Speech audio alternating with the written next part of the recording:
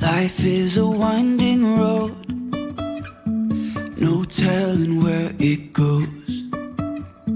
Driving through days and nights, won't stop for traffic lights. And I really wanna know, really wanna know.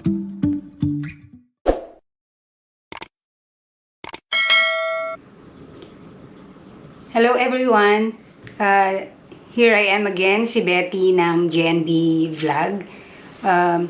I want to talk to you about the Ielts kasi marami nagtatanong kung ano ba yung Ielts at ano ba ang ginagawa doon at bakit kailangan ng Ielts sa pag-a-apply sa Canada. So ang Ielts ay ang International English Language Test. Ito ay owned ng British Columbia, ng IDP, ng Ielts Canada, Ielts Australia, and Cambridge Assessment English. Ielts is designed to help you work, study, and migrate to an English-speaking country or ang country na ang first language ay ang English, katulad ng Canada, Australia, UK, New Zealand. Ano ba yung Ielts? Yung Ielts ay isang minimeasure nun yung proficiency ng pagsasalita mo ng English language sa 4 na pamamaraan. Ang listening skills mo, kung maintindihan mo ang nagsasalita sa iyo ng English. Ang writing, kung makakapagsulat ka ng English. Ang speaking, kung makakapagsalita ka ng English, at reading, kung makakapagbasa ka ng English. Bakit ba minimeasure yung proficiency natin kapag naghahanap tayo ng trabaho sa English-speaking country? Kasi gusto lang nilang malaman kung makakapag-blend ka sa community, kung makakaintindi ka ng instruction, kung tungkol sa trabaho, kung makakapag-communicate ka well sa English, sa mga katrabaho mo, kung makakapagsulat ka, at kung makakapagsalita ka, at kung makakapagbasa ka ng English. So, ang Ielts, it is graded between level ng scale ng level 1 to 9. Doon nila inaano kung anong program of immigration ang papasukan mo, doon sila na rin na nag-decide kung anong level ng English ang kailangan mong ipasa. Katulad nga no sa Atlantic Pilot, ang pinakamababa na nila ay ang CLB4. Bakit ba Ielts? Bakit kailangan? Kasi, if you are looking to work or study and migrate to Australia, New Zealand, USA, and Canada, kailangan mo talaga yon dahil English-speaking country sila. Pangalawa, English is the third most spoken language in the world. At merong 379 million speakers in the world. So, ang daming nakakapagsalita ng English. So, dapat matuto rin tayo at maano natin yung proficiency natin sa English.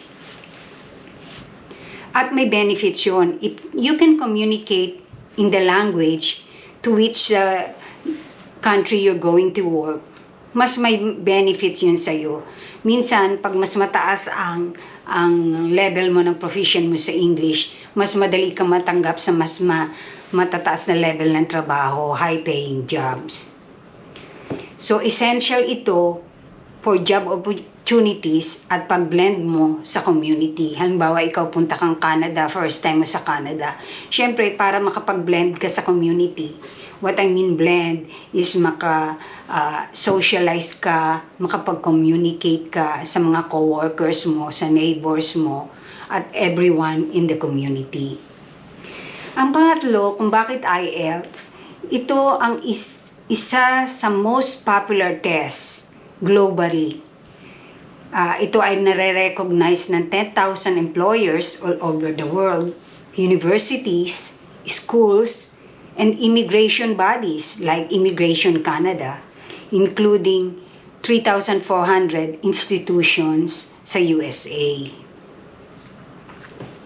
And Ielts is already open in more than 100 countries, including China. So, ano ba ang mga test type ng IELTS? Anong klaseng test? So, may dalawang klaseng test ang IELTS. Isa ang IELTS academic, kung gusto mo mag-aral sa mga country na banggit ko, kailangan mong kumuha ng IELTS.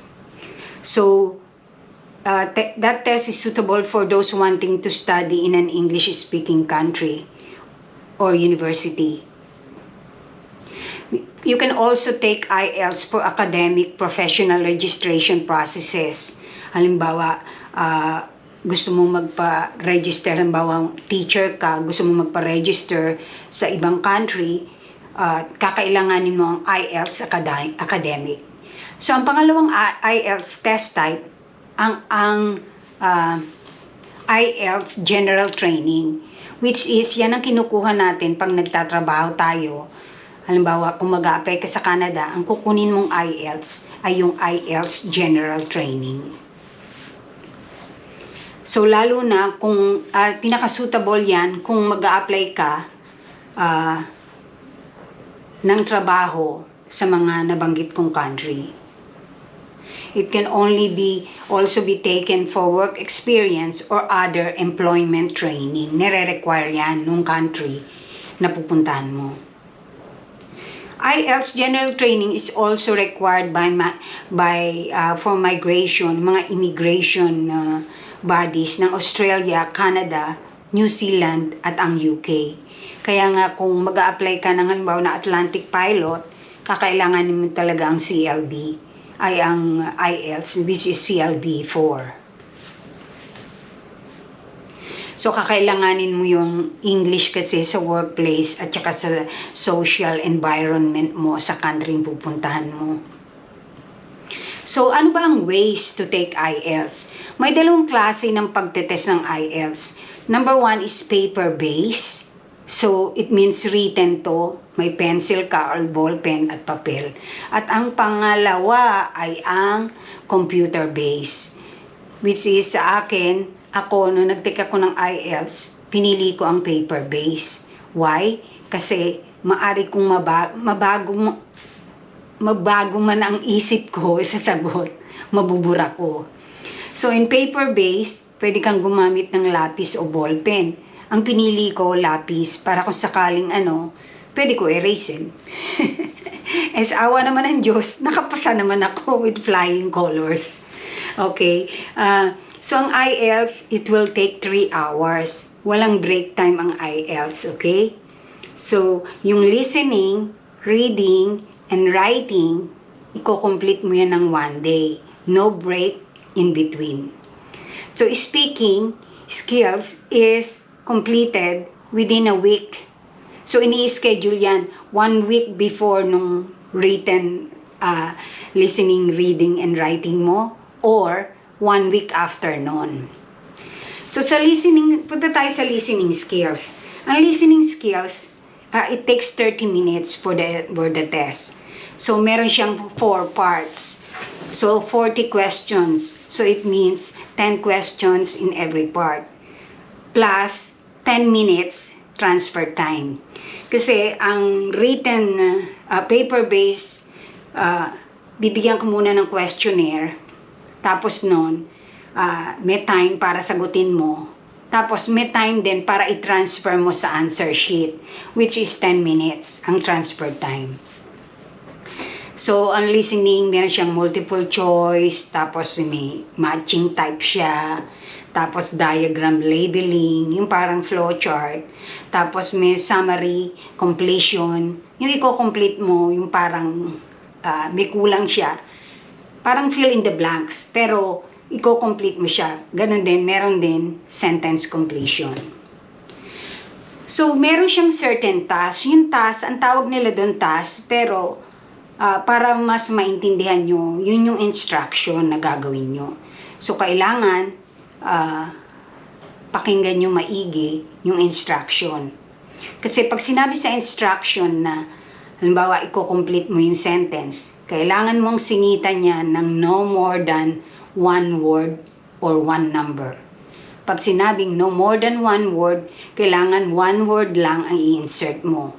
Pag dalawang word o tatlong word yung in-insert mo, mali ka na doon. So, mape-penalize ka doon. So, kailangan lang talaga sa listening skills, kailangan listen attentively. At ito pa, ang question kasi hindi inuulit. O ang istorya, kasi pag listening, meron silang ibibigay sa yung situational na istorya. Tapos, doon din manggagaling yung sagot. Pero hindi na uulitin yung istorya. Kaya kailangan pakinggan mo maigi. Isa pa ang tip ko, kaya sinasabi ko sa inyo pakinggan yung maigi. Yung nagsasalita ng English, British, or Australian. Since ang IELTS ay pag-aari ng Australian IELTS and British Council, so yung mga speaker dun sa test, may accent, British accent, tsaka Australian accent. Kaya kailangan pakinggan yung maigi. Although malakas naman sa room nyo na kung saan ka magte-test, malakas. Kaya lang, meron silang, iba kasing English natin, meron silang accent. Ako, nung nag-test ako, Australian accent.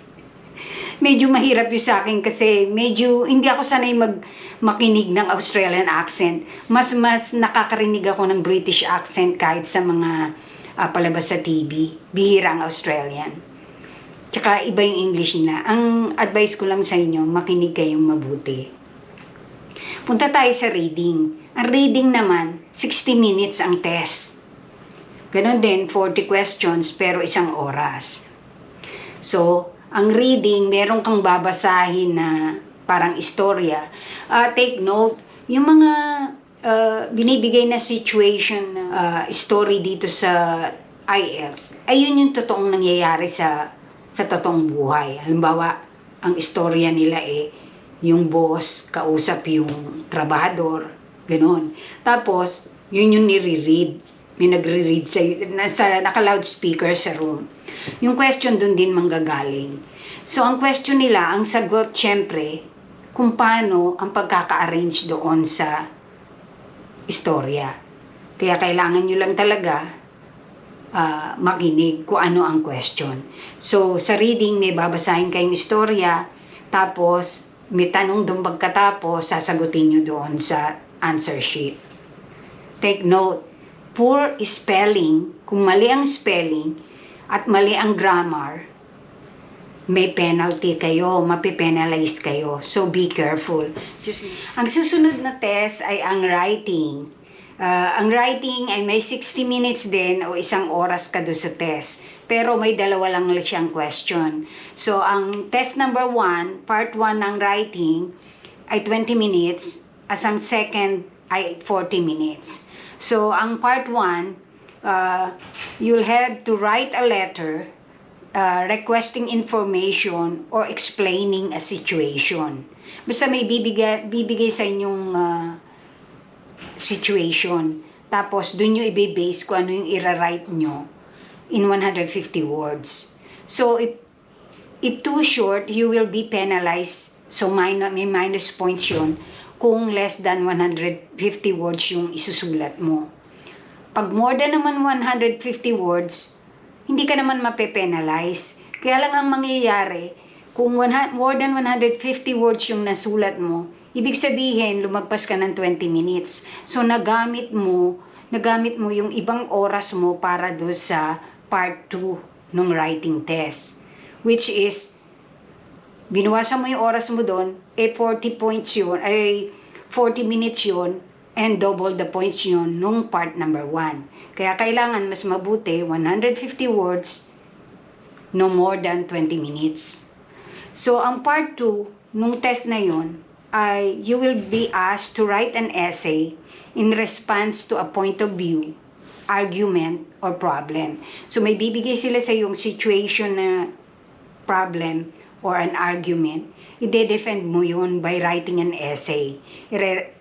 Gagawa ka ng response regarding those. So, ito naman, kailangan 200, yung essay mo consists of 250 words. And the test, you should take the part 2 for no more than 40 minutes. So, ang bullet point, minus yon. So, kailangan dire-diretso essay. Hindi mo pwedeng lagyan ng line like number 1, like that, number 2. Hindi pwede. Kailangan essay siya. So, paragraph. So, pag off-topic, ibig sabihin, yung sagot mo hindi related dun sa tanong, out of the topic, your answer is out of the topic, you'll be penalized also. So, there'll be points. So, this writing test will be answered or you will write it in a booklet. So, hindi siya doon sa test paper, sa booklet. Okay? Ang pang-apat na part ng ng IELTS ay ang pang-apat na part ng IELTS ay ang speaking test, 11 to 14 minutes. So, itong speaking test ay may tatlong part. Part 1, the examiner will ask you a general question about yourself and a range of familiar topics such as home, family, work, studies, and interests.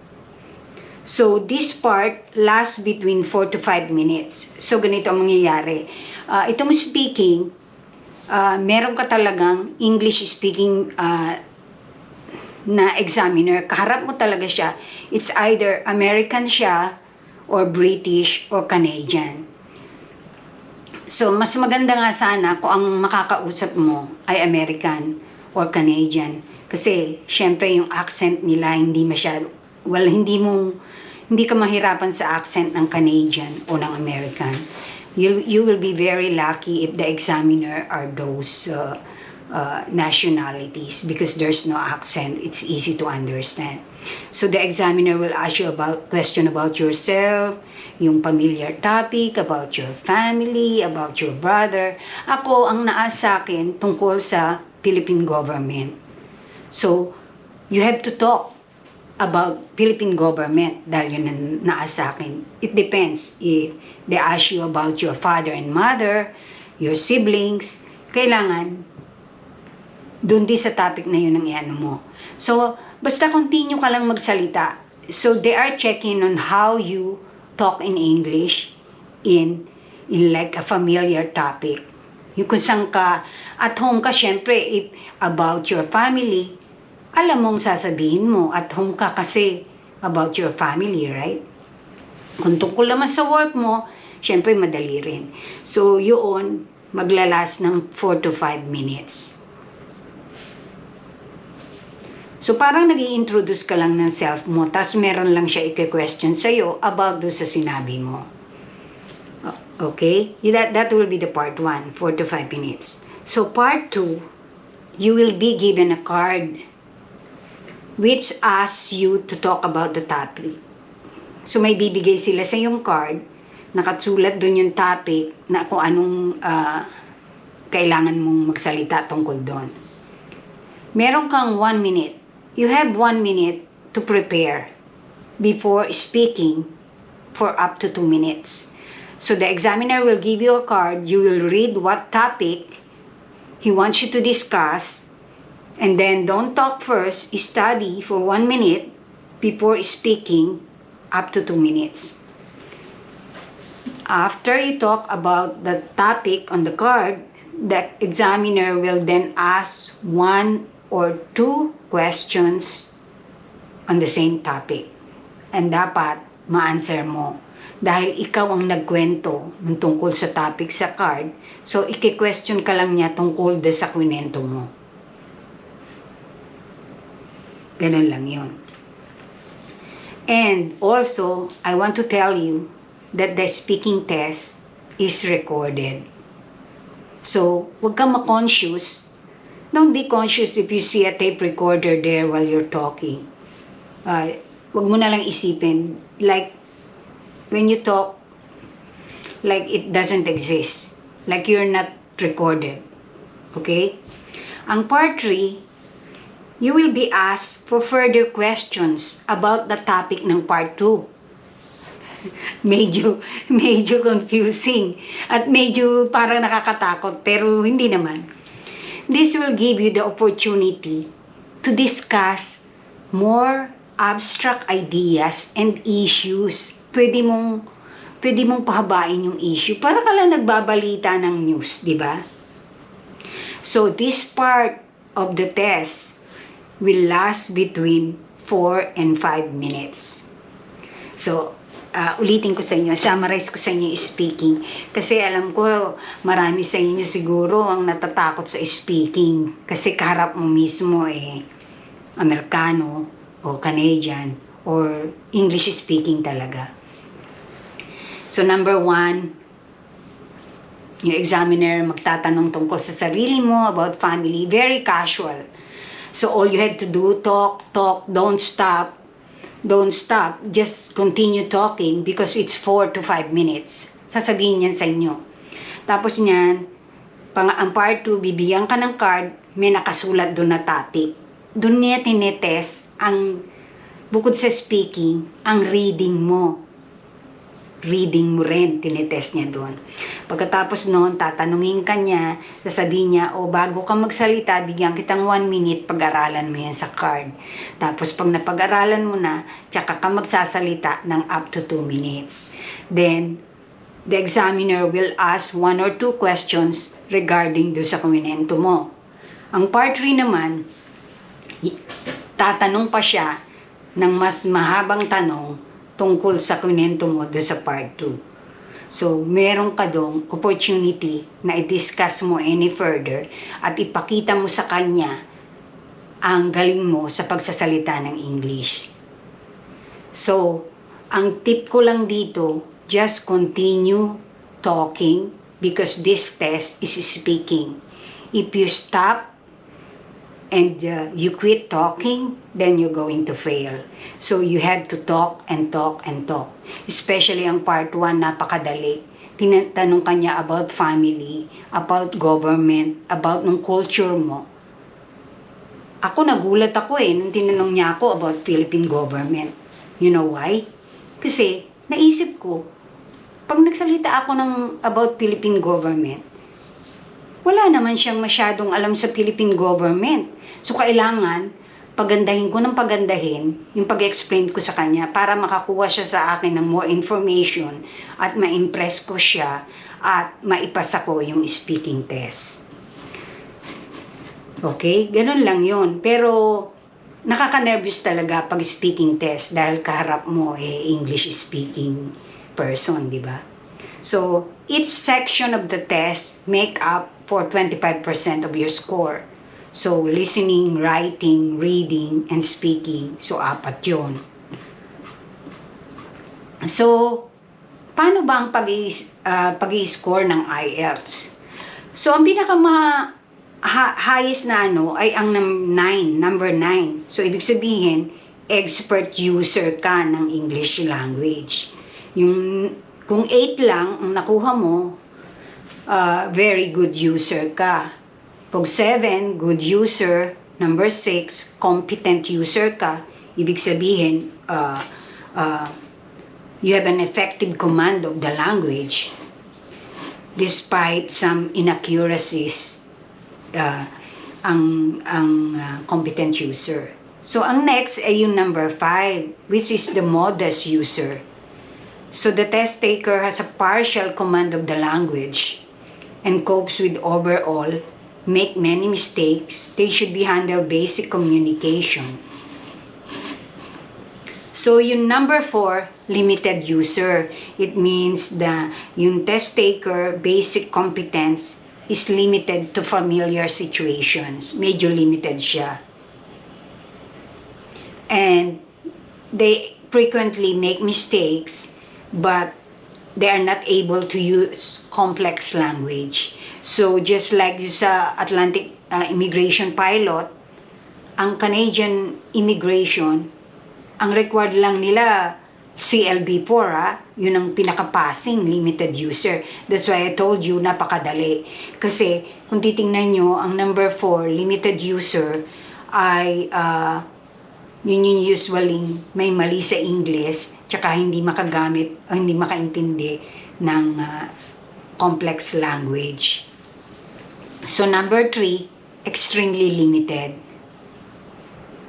So hindi na yung ginagamit sa kasi kumbaga sa bagsak na yon. Number 2, intermittent user, bihirang mag-English. Number 1, non-user or has no ability to use the language except few isolated words. Like, kumbaga sa what, how, thank you, mga ganon. Yun lang ang alam nila, yung mga basic.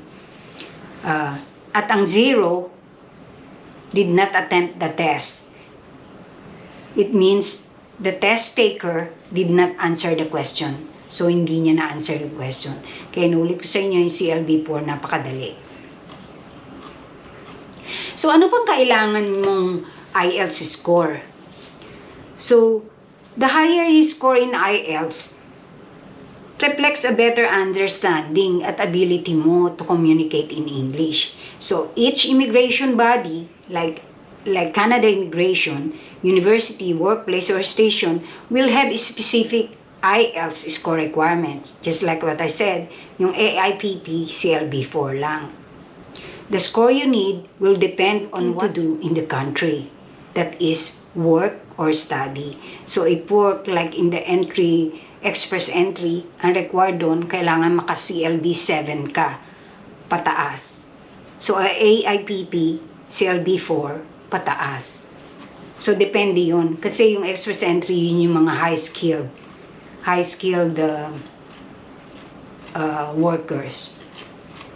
So, ganun din, kung gusto mo rin mag-aaral, kakailanganin mo rin ng IELTS. Pero, depende na rin lang yun sa kung anong pag-aaralan mo. Siyempre, kung mga postgraduate studies, masteral, kailangan mo yung medyo mataas na level ng IELTS. So, I hope na naliwanagan kayo sa IELTS. So, basta ang tip ko lang dyan, listen attentively. Tapos yung instruction or task, which they call, kailangan basahin yung maigi. At saka huwag kayong sosobra sa time para hindi nyo magamit yung time para sa susunod na test. Kasi pag naubusan kayo ng time, walang mahirap. Hindi kayo makakapasa pag naubusan kayo ng time. Kaya kailangan sundin mo yung time. At kailangan listen attentively. Kasi tulad nga sinabi ko, may accent yung nagsasalita sa test. Although they are all recording, yun nga lang, minsan nga nagsasalita na rin. So, yun naman sa English, sa computer-based, hindi ko masyado tinakal kasi kung gusto mo mag-computer-based, directly ka mag-a-answer sa computer. Pero mas mabilis ang result ng computer-based IELTS exam. In 3 to 5 days, makukuha mo na yung result. But the problem with computer-based, you cannot change your answer anymore. Once you click, it has already been submitted. That's why I chose the paper-based. So just in case I realize na I got the wrong answer, I can erase it. And I use the pencil, not the pen. I can erase, I can change my answer. That's why I chose the paper-based. But it's up to you guys kung saan kayo mas komportable. Kung magaling naman kayo sa computer, magaling kayo mag-analyze, go. Use the computer-based so madali nyo makukuha ang test results. Kasi ang paper-based, it takes 13 days para makuha yung result, tapos i-mail sa inyo yung result. So, 2 copies yun. Yung isa, nakalagay, copy nyo. Yung isa, yun yung ibibigay nyo sa institution or sa immigration or sa Canada Immigration, just in case nagpa-process ka na ng permanent residency mo. So, ang IELTS naman, kahit medyo mahal, kasi ngayon yata $330 na raw. Yung sa atin yata 11,300 pesos. 2 years naman yan. Marami kayong pwedeng paggamitan ng IELTS. Halimbawa, kung sa in-apply nyo ngayon, hindi naman kayo nakapasa, sa susunod, magagamit nyo pa rin yan. Good for 2 years yan. Tsaka pag meron ka na yan at nakapasok ka na at kailangan ng, halimbawa employer mo nanghingi ng English test para sa promotion mo, mas madali ka mapopromote, lalo na kung mataas ang nakuha mong IELTS score. So, I hope na malinaw sa inyo ang IELTS. Mahalaga ang IELTS, especially kung very eager kang makarating sa Canada at mag-apply sa another English-speaking country like New Zealand and UK. Magagamit mo rin yan. Kung may tanong kayo, again, just comment down below. I-try ko i-answer yung mga question nyo katulad sa dati. At yung iba na hindi pa nakakapanood ng video ko about immigration, meron ako ng first part na how to come to Canada, and then the second part which is how to come to Canada through express entry, and the third part is the how to come to Canada through Atlantic Immigration Pilot Program. Sana masubaybayan nyo yan. At doon sa mga nag-subscribe at patuloy pang nagsasubscribe, maraming salamat sa inyo sa pag-support sa JND vlog. Don't worry, we'll try our best na makapag-provide pa sa inyo ng mga information at new information pang darating regarding immigration, especially immigrating here in Canada. Just hit the subscribe button and don't forget to hit the bell para ma-notify kayo sa bagong video namin. Okay? Kita-kits uli next video. I hope this would help you in pursuing your career in trying to immigrate here in Canada. Okay, thank you. God bless.